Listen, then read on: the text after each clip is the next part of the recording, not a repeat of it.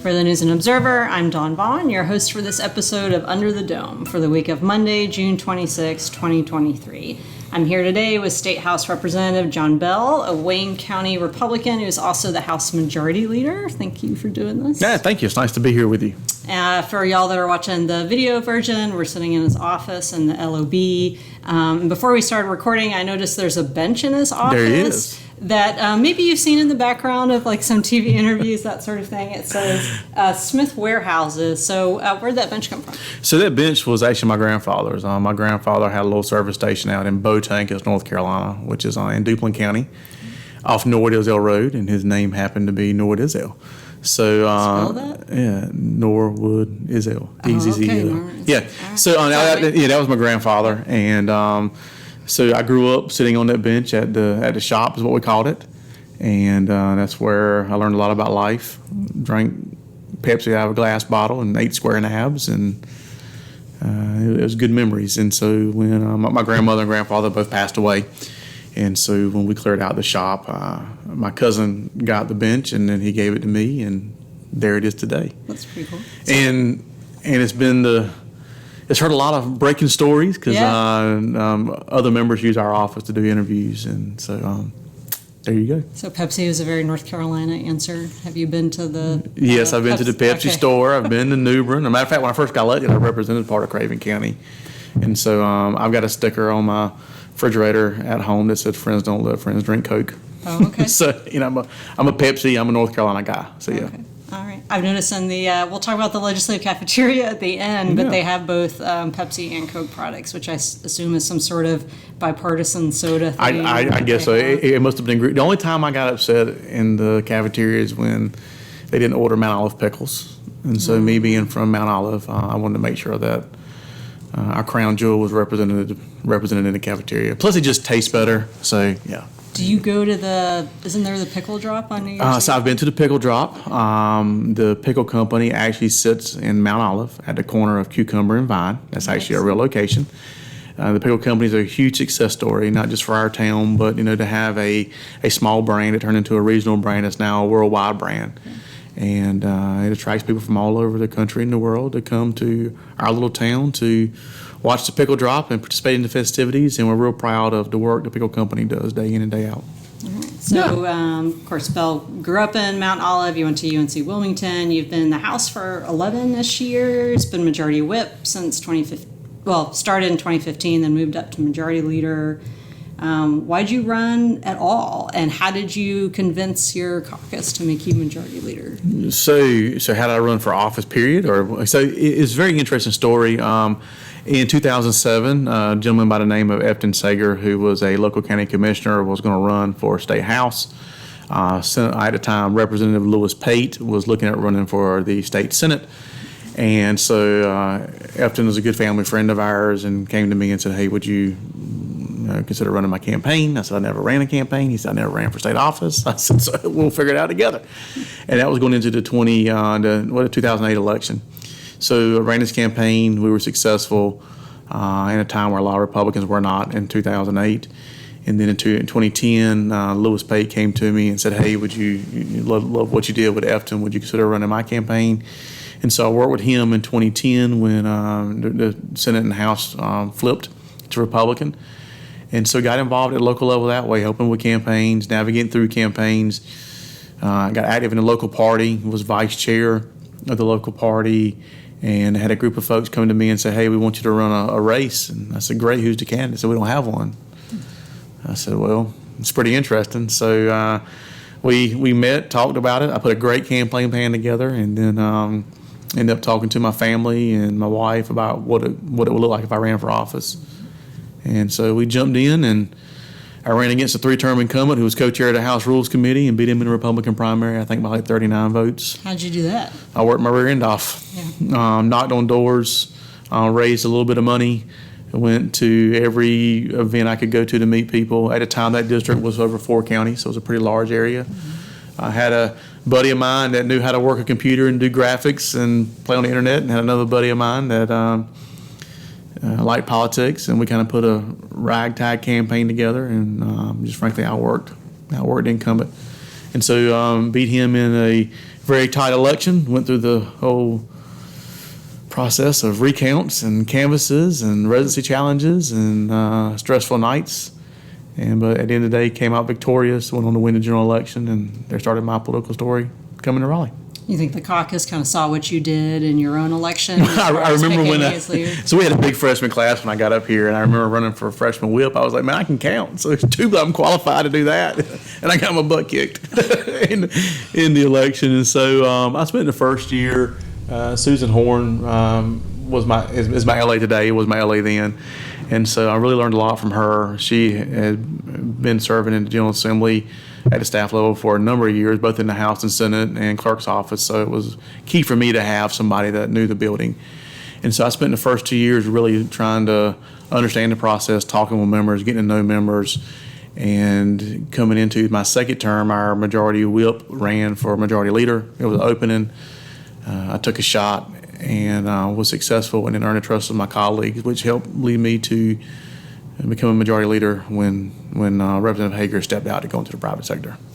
I mean, you're pretty people that are, spend time in the building and follow North Carolina politics. You have this like pretty high leadership position, but you're kind of behind the scenes. You're not always wanting the cameras, essentially, not always wanting to talk to us. Why are you more? Because I'm smart. No, I'm just joking. No, you are now, though. Yeah. So, well, why are you lower key? And is that just kind of political strategy? Is that just how you prefer to run things? It's just me. I'm not. I joke with some other colleagues. The most dangerous place that you could be is between them and a TV camera. That's not me. I just look at my job as majority leader different. So my job as majority leader is to help navigate the caucus's agenda and to make sure that there's 72 members of our caucus, to make sure that 71 other representatives get a job done for their district. Make sure that I work with them, make sure that I take the overall agenda, make sure that we make them successful. And so that's what I've done since I became majority leader. I work hard behind the scenes to help members be successful, answer questions. If they run into problems or snags along the way, help them navigate through that. They've got bills that are important to them. I want to help them be successful. So that's just what we do. It's how we've navigated through the process last, it's going into year number 12 now. So seems like your priorities, just kind of in general, are the things that you talk the most on, are about military, firefighters, hurricanes, floods. Is that just? Yeah, everybody has a skill set up here and expertise, and I joke in caucus that I'm the only one in the caucus that doesn't get an opinion, because as majority leader, my opinion is your opinion, and so if the majority of our members want to move forward on the issue, and that's what we do. But I didn't plan on being heavily involved in flood mitigation, disaster relief. It kind of fell my way after Hurricane Matthew devastated my area. And then you had Hurricane Florence and multiple hurricanes and natural disasters since. So I kind of got thrown into that. And so really big advocate for that one. Our volunteer firefighters and our firefighter community, the work they do day in and day out is yeoman's work. When everybody's running away from a fire, they're running into it. And so working on policies to help them. The biggest one being the cancer policy. I teamed up with Representative Jason Sain, and we worked hard to get that done. It's been a huge win for our firefighter community. So, military, I'm very proud not only to have a lot of retirees in my area, but I'm very proud to be the representative for Seymour Johnson Air Force Base.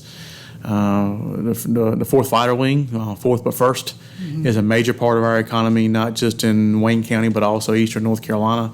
It plays a major role in the security of our country, and so I'm very proud to represent them. So anything that pops up military-wise, I make sure that I have a seat at the table. And they host a pretty cool air show. They have a really good air show. Yeah. I think I talked to the wing commander last week, and they've already set the date for 2 years from now. So have you been to the Cherry Point one too? I've not been to the Cherry Point one. So when I first got elected, I went into Craven County. Didn't go out to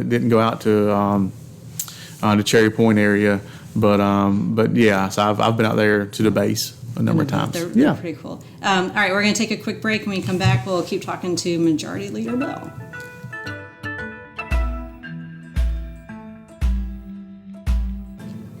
You're listening to Under the Dome. I'm News and Observer State Capitol Bureau Chief Don Vaughan, here with House Majority Leader John Bell.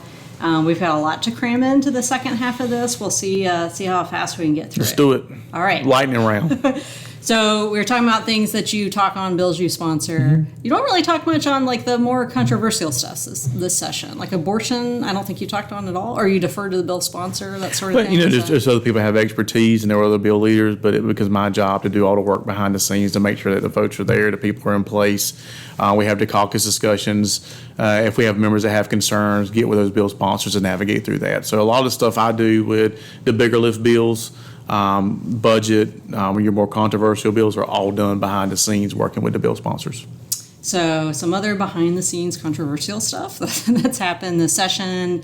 The recent, I guess the past few weeks ago, Representatives McNeely and Kidwell had one very public incident on the floor, one that other people heard, and they lost their caucus leadership positions. And obviously you had, some hand in that. What was that caucus meeting like, and the decision that, kind of sort of, I don't know if you describe it as a censure or... No, it wasn't a censure. It's just an unfortunate situation to happen. Both instances were very unfortunate. One was a lot more public than the other one. So some of the things that the media's reported is exactly not really what happened, but we won't go into that. But we met with our caucus leadership team, and so which is the elected caucus members, and just felt that if we have a standard of being a leader in a leadership position, being the deputy whip, supposed to help keep decorum and structure on the floor, and when you violate that, it's probably in the caucus's best interest that you don't hold that position. So it was unanimous support to remove those titles.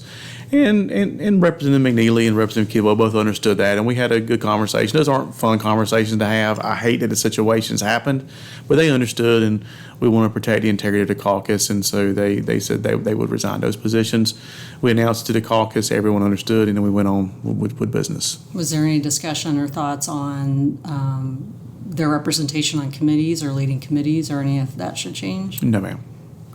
And then, of course, the big news this past week of people listening this Monday is House Speaker Tim Moore is the subject of a lawsuit for alienation of affection over a relationship he had with Moore. Has been divorced for a long time, but a state employee who said she was separated. I think everybody knows the story at this point. I had the sit-down interview with Moore about everything that he wanted to say about it, and he's taken other people's questions. How do you think? What are your thoughts on the lawsuit? Do you see it impacting caucus at all, or just the House? The Speaker called me Sunday night and gave me a heads up this was going to happen, and I hate it for him and all parties involved. It's just not a good situation, regardless of how you look at it.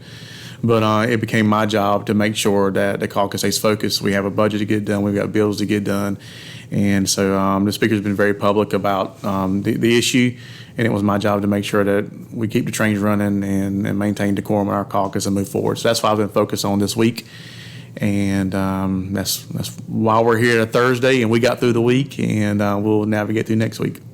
How long what's your relationship like with Moore, with Destin Hall, and then on the other aisle with Reeves? So first of all, Destin's my seatmate, so we sit right beside each other, and it's important to have a great working relationship there. I've enjoyed working with Destin. He's done a great job as rules chair. So I remember when he ran for office the first time, and he got elected, and young, sharp, energetic, very talented legislator. So I've enjoyed working with him. Speaker Moore and he's the longest serving speaker. I'm the longest serving majority leader. We have been in the trenches a long time together. We have a great relationship. We can agree to disagree on issues. We have an open line of communication. In the day, we both work hard to get the job done for our members.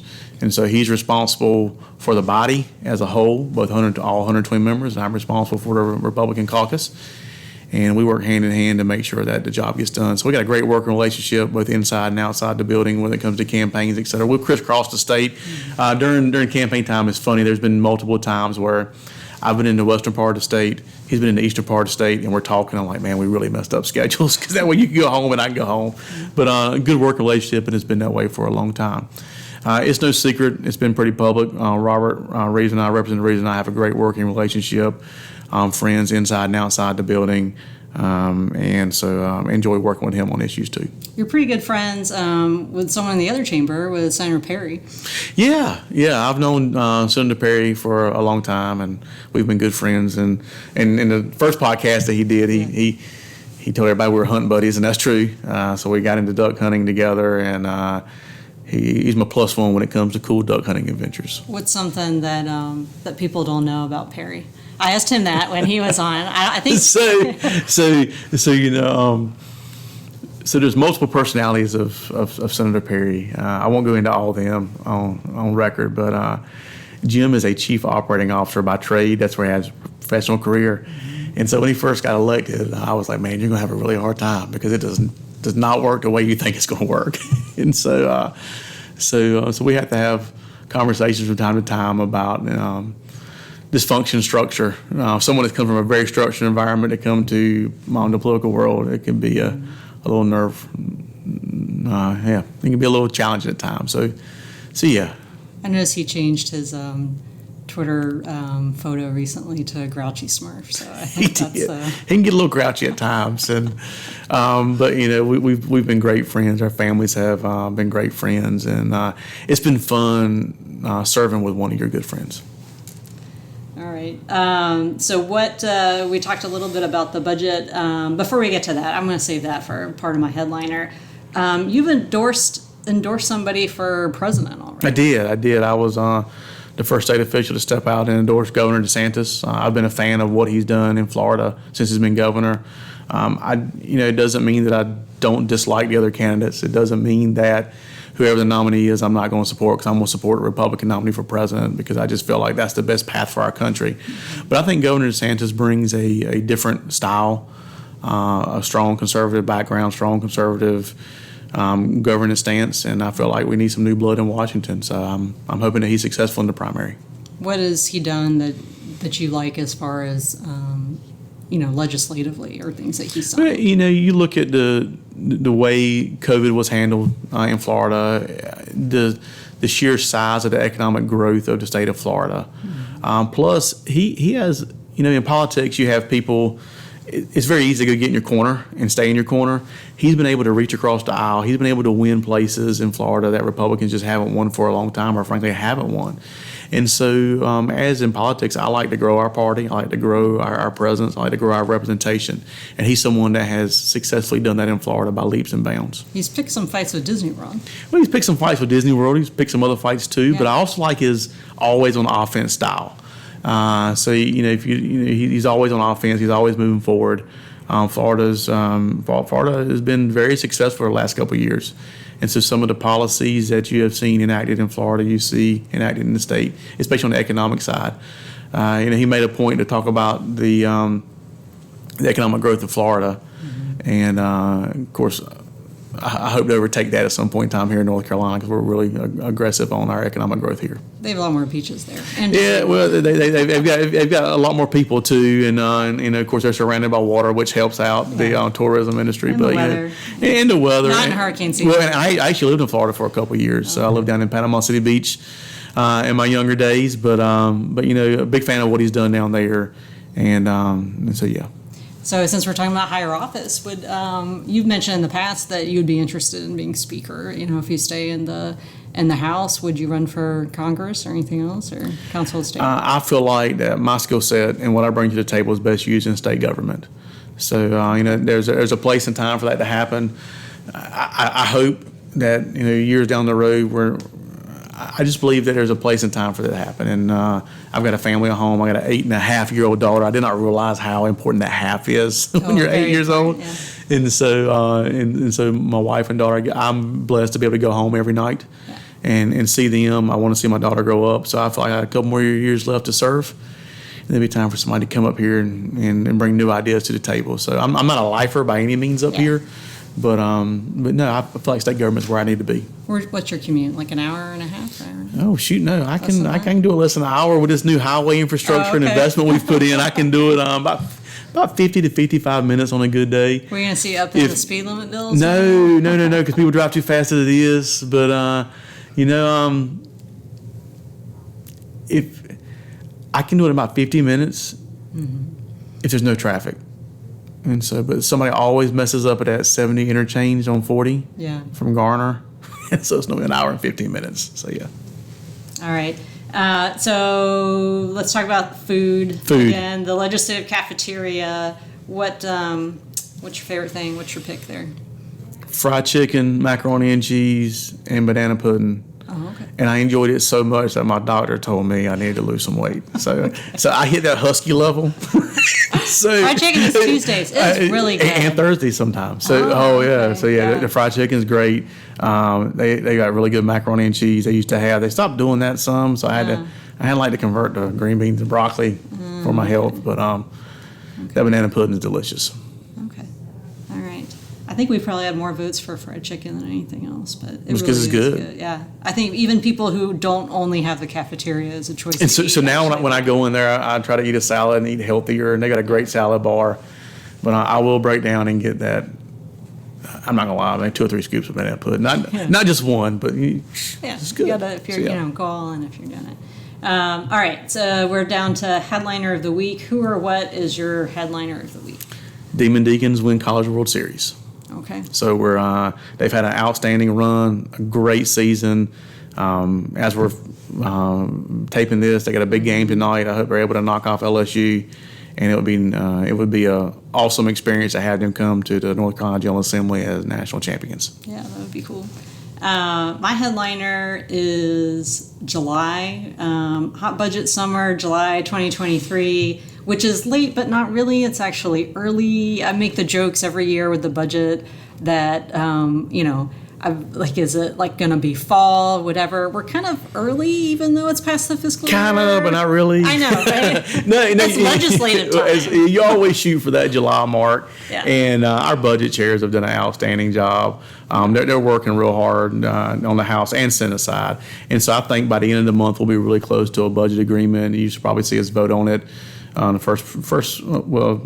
second week, because vacation. Vacation, week, so about second week in July. I think we're on track to do that. Yeah. All right. So y'all. I sure hope we don't go to August. Yeah. Or September, or like we did years ago, where we just never left for 2 years. So I hope we don't do that again. I think sometime in July. I mean, there's like no vote sessions that July 4th week, so everyone's got their break, and when they come back, they're like, all right, everybody will be happy. Yeah, let's decide about the taxes and reserves. And we're getting there. Those conversations are happening, and we got briefed by our budget chairs and the speaker this morning, this afternoon on where we're at. So we're getting there. We're getting close. Is it still taxes and reserves, or the two main? It's always something. Yeah.